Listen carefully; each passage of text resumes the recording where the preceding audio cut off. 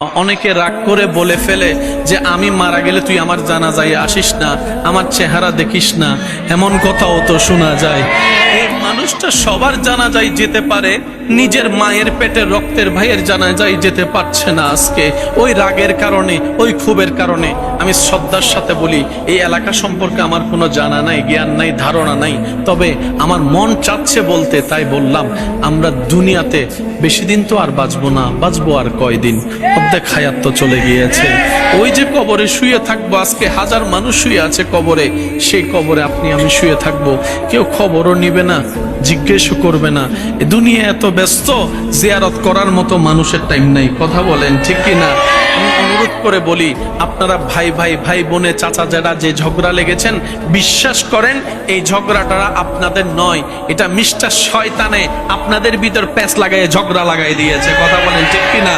অনেক এলাকার মানুষকে দেখবেন, দুই ভাইয়ের দ্বন্দ্ব হলে মাঝখানে গিয়ে একটু কান পরা দেয়, একটু তোলা দেয়, এমন এমন কিছু কথা বলে যেন দুই ভাই ঝগড়া লেগে যায়। বাস্তবতা দেখা যায়, ওই দুই ভাইয়ে 10 বছর মামলা টানাটানি করেছে, তৃতীয় নম্বর ব্যক্তিটা দোনোজোর থেকে টাকা খেয়ে লাখ টাকা থেকে কোটিপতি হয়ে গিয়েছে, এমনও পর্যন্ত মানুষ আছে। তো মানুষ তো আমরা, রাগ তো থাকবেই, অভিমান তো থাকবেই, মান অভিমান তো থাকবেই, ভালো লাগা খারাপ লাগা তো সবারই থাকবে, সবই তো মানুষ, ঠিক না? তো সেজন্য দিনও আছে, রাতও আছে, গ্রীষ্মকালও আছে, শীতকালও তো আছে, কালের পরিবর্তন সবকিছুই তো হবে।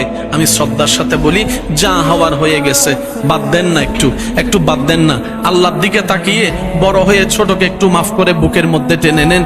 আল্লাহর দিকে তাকিয়ে ছোট হয়ে বড়কে সম্মান করে একটু জড়াই ধরেন না। আপনারা একবার চেষ্টা করেন, আপনারা এদিকে মিলে যাবেন, রব্বুল আলামিন খুশি হয়ে হয়তো আপনাদের জীবনের গুনাহ মাফ করে দিতে পারে। বিশ্বাস আছে? জোরে বলেন আছে? আর একটু জোরে বলেন আছে? একটা কথা মনে রাখবেন, অশান্তি ভাই ভাইয়ের মধ্যে নয়, অশান্তি জামাই বউয়ের মধ্যে নয়, অশান্তি স্ত্রী স্বামীর মধ্যে নয়, অশান্তি বন্ধু বন্ধের মধ্যে নয়, অশান্তি একটা জায়গায়, আল্লাহ নারাজ মানেই অশান্তি।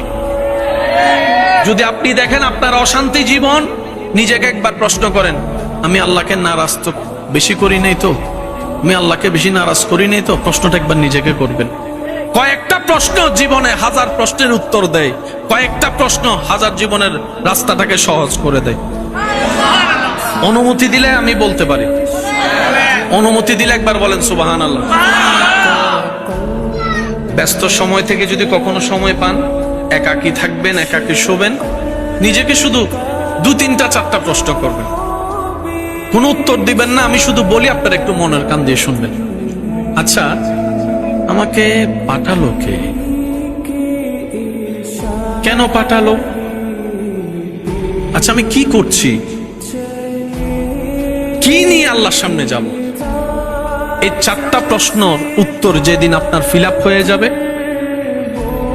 সঠিকভাবে, খুশি মনে, সেদিন থেকে আপনার জীবনে আলো আসা শুরু হয়ে যাবে। কয়টা প্রশ্ন? একটু সবাই বলি, কয়টা? একদম সিম্পল প্রশ্ন। আচ্ছা, আমাকে কে পাঠালো, কেন পাঠালো, আর আমি কি করছি, কি নিয়ে যাব? এবার বলেন, কে পাঠালো? তাহলে উত্তর জানা আছে। কেন পাঠালো সেটাও বুঝতে পারবেন।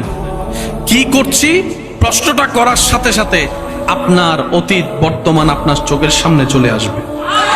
কি নিয়ে যাব এই প্রশ্ন করার সাথে সাথে আপনার কবর হাসর কেমন হতে পারে অনুমান আপনার হয়ে যাবে।